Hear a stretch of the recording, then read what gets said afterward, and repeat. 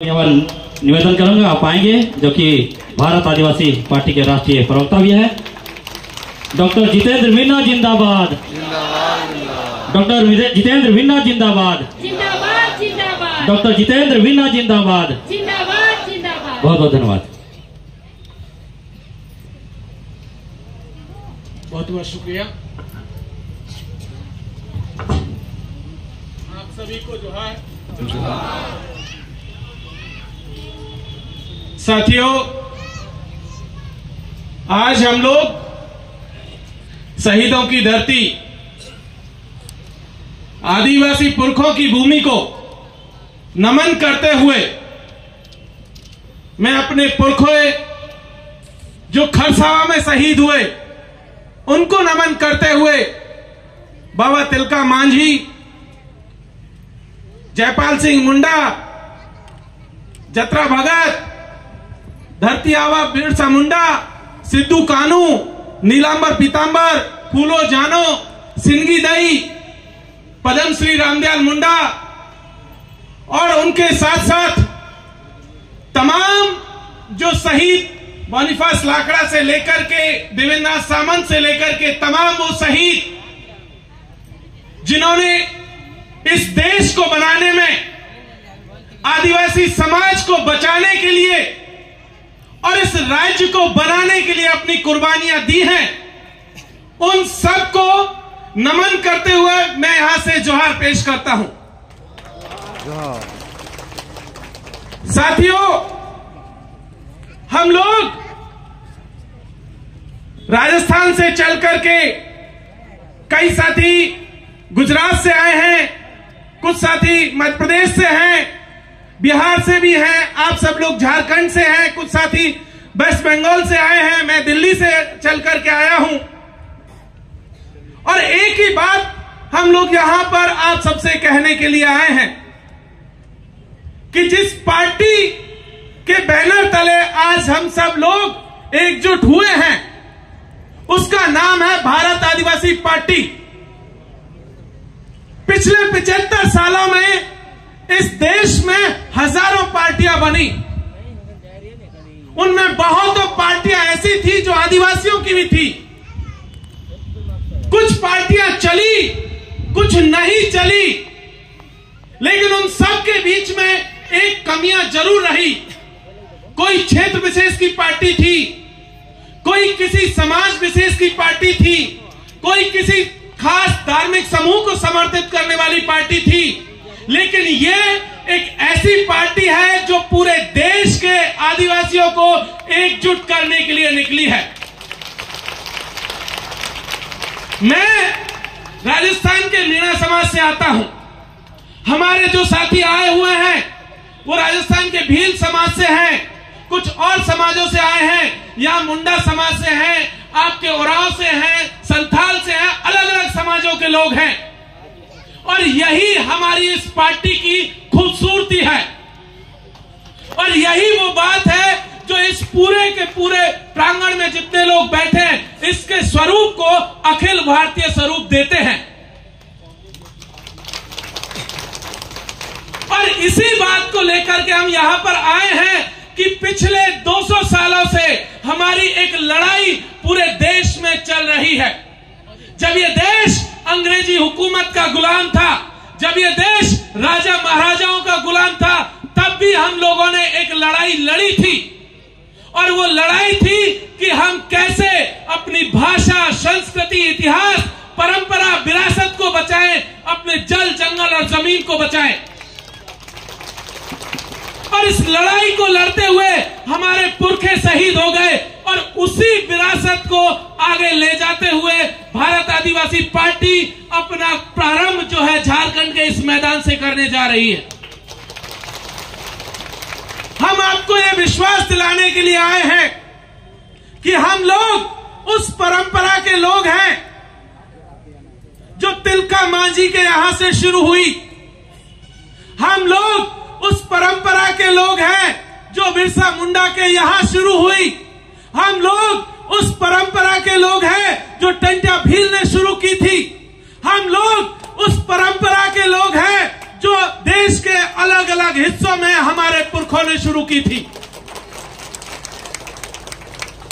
ये लड़ाई कोई छोटी लड़ाई नहीं है साथियों। ये लड़ाई बहुत अलग अलग लोग अलग अलग किस्म की लड़ाई लड़ रहे हैं। कुछ लोगों की लड़ाई है कि किसी को विधानसभा जाना है, किसी को लोकसभा जाना है, किसी को संतरी बनना है, किसी को मंत्री बनना है। लेकिन भारत आदिवासी पार्टी की लड़ाई आप सबके हमारे अपने अस्तित्व को बचाने की लड़ाई है, आदिवासियों को बचाने की लड़ाई है। इसलिए हम यहां से कुछ बातें कहने के लिए आए हैं कि इस देश में आजादी के पहले और आजादी के बाद एक षड्यंत्र चला, सरकारों ने चलाया, सुनियोजित ढंग से चलाया गया और उस षड्यंत्र के तहत सबसे पहले हमारे जो है धर्म कोड को छीना गया। आप सबको याद है कि नहीं याद है, बताइए। याद है ना? आजादी के पहले हमारा अपना धर्म था और हम तो वो लोग हैं जो इन धर्मों के इस देश में आने के पहले से रहते आए हैं। जब इस देश में कोई धर्म नहीं था, जब इस देश में कोई सरकार नहीं थी, जब इस देश में कुछ नहीं था, तब से हम लोग आए हैं। हम लोगों ने इस देश को बनाया, लेकिन आजादी के बाद एक षड्यंत्र के तहत सबसे पहला काम हुआ कि हमसे हमारी पहचान को छीन लिया गया। आज झारखंड के इस मैदान से एक बात यहां से कहने आए हैं कि हम अपनी पहचान को वापस लेने के लिए आए हैं, आदिवासी धर्म कोड की मांग करने के लिए यहां से आए हैं, अपनी लड़ाई को फिर से लड़ने के लिए यहां से आए हैं। साथियों, संविधान के साथ साथ हमारे पुरखे संविधान सभा के भीतर, चाहे जयपाल सिंह मुंडा हो, चाहे निकोलस रॉय हो जो असम से आते थे, देवेंद्र नाथ सामंत हो, बॉनीफास लाकड़ा हो, फूलबान शाह हो और रामप्रसाद पोटाई जी हो जो छत्तीसगढ़ से आते थे, उन सब ने मिलकर के हमें अनुसूची 5 दिलवाई थी। आपको याद है कि नहीं याद है? लेकिन क्या हुआ उस अनुसूची 5 का? आज जिस अनुसूची 5 के तहत हमारी जमीनों को बचाने का जिम्मा था, वो जमीनें आज हमसे लगातार छीनी जा रही है। संविधान सभा के भीतर जब जमीनों का बात आई थी, तब जयपाल सिंह मुंडा ने एक बात कही थी। उन्होंने कहा था कि आदिवासियों की जमीनों को जो है अनुच्छेद 13 के तहत मूल अधिकार में शामिल किया जाए, अन्यथा आने वाले दिनों में आदिवासियों को खत्म कर दिया जाएगा। वहां पर उनकी बात को नहीं सुना गया और उसका खामियाजा आज हम लोग यहां भुगत रहे हैं। साथियों, जिस लड़ाई को संविधान सभा के भीतर जयपाल सिंह मुंडा जी लड़ रहे थे, उसी लड़ाई को हम फिर से यहां से शुरू करने के लिए आए हैं कि हमारी जमीनें किसी सरकार की बपौती नहीं है, हमारी जमीनें किसी वन विभाग की बपौती नहीं है। ये पूरा देश आदिवासियों का है, ये जमीन आदिवासियों की है। साथियों, इसके साथ साथ और कुछ चीजें हुई जो पिछले दिनों हुई। इसी जमीन को छीनने के लिए पिछले साल हमारे देश की सरकार 2 कानून लेकर के आई। एक कानून का नाम था वन्य जीव संरक्षण अधिनियम, दूसरा कानून था वन संरक्षण अधिनियम। और दोनों कानूनों के जरिए हमारे पेशा एक्ट को, हमारी अनुसूची 5 को, अनुसूची 6 को खत्म करने की साजिश शुरू हो चुकी है। और उसके तहत कहा जा रहा है कि पूरे देश भर में आदिवासी जहां जहां रह रहे हैं, उन इलाकों में टाइगर रिजर्व जोन बनाए जाएंगे। आपके यहां पलामू में भी है। पलामू में है कि नहीं है? पूरे देश में नए 18 टाइगर रिजर्व जोन बनाए जा रहे हैं और एक एक राज्य जो है टाइगर रिजर्व जोन से लगभग 40 से 50 गांव को उजाड़ने का सिलसिला शुरू हो चुका है। राजस्थान में 2 जगह इसी तरीके के नोटिस आ चुके हैं। आपके यहां भी आने वाले दिनों में ये नोटिस आएंगे। इसलिए साथियों, हम लोगों को ये जो नए काले कानून है, इसके खिलाफ भी इस लड़ाई को शुरू करने की जरूरत है।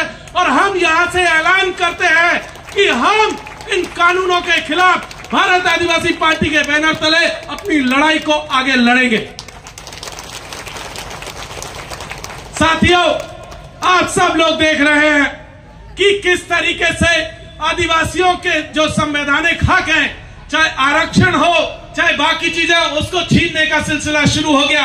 लगातार पूरे देश भर में अनुसूचित जनजाति का जो क्राइटेरिया, एसटी का जो स्टेटस है, उसमें गैर आदिवासियों को शामिल करने का सिलसिला शुरू हुआ है। आपके यहां पर भी है। आप देखेंगे तो पता चलेगा कि हिमाचल के भीतर, जम्मू कश्मीर के भीतर, वहां के अपर कास्ट को, ब्राह्मणों को, ठाकुरों को एसटी का स्टेटस दे दिया गया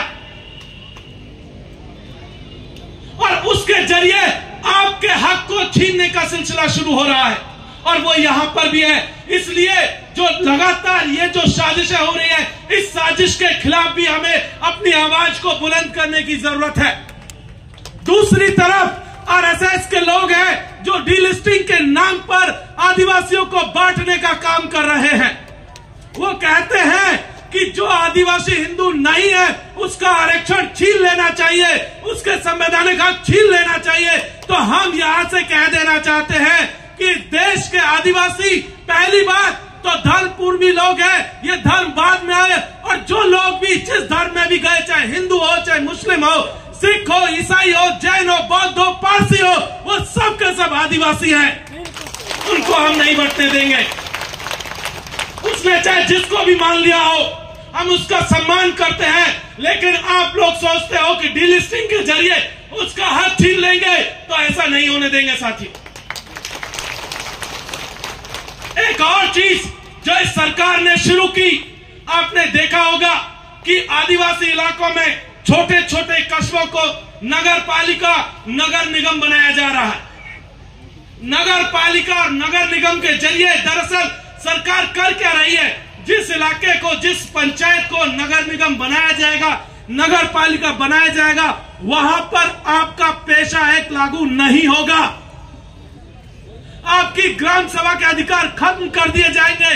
हमने पिछले साल उदयपुर में जब वहां की जो नगर पालिका का क्षेत्र बढ़ाया था, हम लोगों ने लड़ाई लड़ी। बबीता जी यहां पर मौजूद है। हम लोग कोर्ट में गए, उस लड़ाई को जीते और जो उन्होंने जो नोटिस निकाला था उसको वापस लेना पड़ा।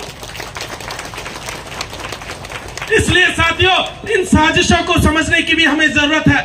एक तीसरी चीज, बहुत जरूरी चीज, 2006 में इस देश में फॉरेस्ट राइट एक्ट आया, जिसके तहत आदिवासियों को जमीन पर मालिकाना हक दिया गया, पट्टा दिया गया। लेकिन पता चला पिछले साल तक पूरे देश में मात्र 23 लाख आदिवासियों को जमीन पर आज तक पट्टा मिला है। इस देश में लगभग 13 करोड़ आदिवासी है और अगर 23 लाख को काट भी दे तो पता चलेगा लगभग 12 करोड़ से ज्यादा लोग आज की तारीख में बिना पट्टे के हैं। और जिस दिन सरकार चाहेगी, सुप्रीम कोर्ट का 2019 का ऑर्डर है, उस ऑर्डर के तहत आपको आपकी जमीनों से बेदखल कर देगी। इसलिए साथियों, हम सबको एकजुट होने की जरूरत है। हमें अपने आप को बचाए जाने की जरूरत है। भारत आदिवासी पार्टी पूरे देश के आदिवासियों को एकजुट करने के लिए निकली है। जो लोग हमारे साथ आना चाहेंगे उनका स्वागत है, और जो लोग अलग अलग झंडों तले लड़ रहे हैं उनसे भी कहना चाहेंगे कि आ जाइए, वक्त है, नहीं तो आने वाले दिनों में कोई नहीं बचेगा। एक एक करके इसी तरीके से मार दिए जाएंगे सबके सब, जैसे हमारे पुरखों को अलग अलग तरीके से मारा गया षड्यंत्रों में। अगर हमने अभी भी इस षड्यंत्र को नहीं समझा, जिस तरीके का खेल आरएसएस के लोग, बीजेपी के लोग, कांग्रेस के लोग खेलते रहे हैं, अगर इस खेल को नहीं समझा तो आने वाले दिनों में हमें खत्म कर दिया जाएगा। इसलिए साथियों, एकजुट होने की जरूरत है और इसी एकजुटता के साथ ही हम अपने आप को बचाए रखेंगे। हम पूरे देश में जो आदिवासी क्षेत्र हैं, चाहे भील प्रदेश का मामला हो, चाहे गोंडवाना लैंड का मामला हो, चाहे छत्तीसगढ़ में धनकालैंड का मामला हो, इसी तरीके से देश भर के अलग अलग हिस्सों में जो आदिवासी बहुल क्षेत्र हैं उनके लिए अलग राज्य की मांग भी कर रहे हैं, ताकि हम अपनी जमीनों को बचा सके, हम अपने संसाधनों को बचा सके। इस बात को भी हम यहां से कहने के लिए आए हैं। आज की तारीख में आप देख रहे होंगे कि मणिपुर को किस तरीके से जलाया गया। आपने देखा होगा कि लद्दाख पिछले 1 साल से आंदोलन में है। वो लोग कह रहे हैं कि हमें एसटी का स्टेटस दिया जाए, अनुसूची 6 में शामिल किया जाए, लेकिन लद्दाख के साथ इतनी नाइंसाफी हुई कि उनका राज्य का दर्जा भी छीन लिया गया। आज हम लोग यहां से लद्दाख के लोगों को भी सॉलिडारिटी देते हैं, मणिपुर के आदिवासियों को भी सॉलिडारिटी देते हैं, और देश भर में जहां कहीं भी आदिवासी लड़ रहे हैं उन सबको भी सॉलिडारिटी देते हैं साथियों। और अंत में मैं अपने जो साथी हैं, एक और चीज मैं कहकर के अपनी बात को खत्म करूंगा कि देश में आरक्षण के ऊपर भी लगातार कुठाराघात हो रहा है। आरक्षण की व्यवस्था से हम सब लोग परिचित हैं। जो साथी पढ़े लिखे वो सब जानते हैं कि आरक्षण का मतलब क्या है। लेकिन 2017 के बाद से हमारे देश की सरकार एक नया कानून लेकर के आई थी जिसका नाम था लेटरल एंट्री। अंग्रेजी में कहते हैं उसको, हिंदी में कहते हैं, अगर साधारण भाषा में समझे तो चोर दरवाजे से किसी को नौकरी दे देना। सरकार ने पिछले 5-6 सालों में सैकड़ों लोग सीधे के सीधे जो है सेक्रेटरी बना दिए। जहां एक आईएएस को, आईपीएस को पहुंचने में 15 साल लगते हैं, वहां उन्होंने बिना किसी परीक्षा के, बिना किसी इंटरव्यू के, उन्होंने सीधे उन्हें सेक्रेटरी बना दिया गया, जॉइंट सेक्रेटरी बना दिया गया, डायरेक्टर बना दिया गया। और उसके बाद से हुआ है कि वहां पर एक भी आदिवासी आज की तारीख में नहीं है। जब हमारे लोग सरकार में नहीं होंगे तो आप ये बताइए हमारे लिए लोग लड़ेगा कौन। आज ही की एक रिपोर्ट है, इस देश में लगभग 13 आईआईएम है और 13 आईआईएम में आपके आदिवासियों की संख्या 0 है। पूरे देश का एक भी आदिवासी किसी भी आईआईएम में प्रोफेसर नहीं है। इसलिए साथियों, इस साजिश को समझने की जरूरत है, और इस साजिश को अगर हम लोग समझेंगे तो आने वाले दिनों में हम सब लोग बच पाएंगे। बहुत बहुत शुक्रिया। अंत में मैं अपने जो साथी आज ज्वाइन कर रहे हैं उन सबको मैं स्वागत करता हूं, चाहे वो आदिवासी जन परिषद से प्रेम साई मुंडा जी हो, आदिवासी सेना के अध्यक्ष अजय कश्यप जी हो, कुरदेशी मुंडा जी हो, अखिल भारतीय आदिवासी विकास परिषद अभय ऊट कुमार जी हैं, आदिवासी लोहरा समाज कुलभूषण डोंगडोंग है, सुरेंद्र लिंडा जी भारत मुंडा समाज, सुनील सिंह मुंडा जी, रामाशीष करमाली जी, सुरजू हाशा श्याम चंद पाहन पार्टी में शामिल हो रहे हैं। इन सबको बधाई, स्वागत, बहुत बहुत शुक्रिया। जय जोहार का नारा है, अरे जय जोहर का नारा है, देश हमारा है, अरे एक तीर एक कमान, सभी आदिवासी एक समान, अरे एक तीर एक कमान, सभी आदिवासी एक समान। जय जोहर, जय झारखंड।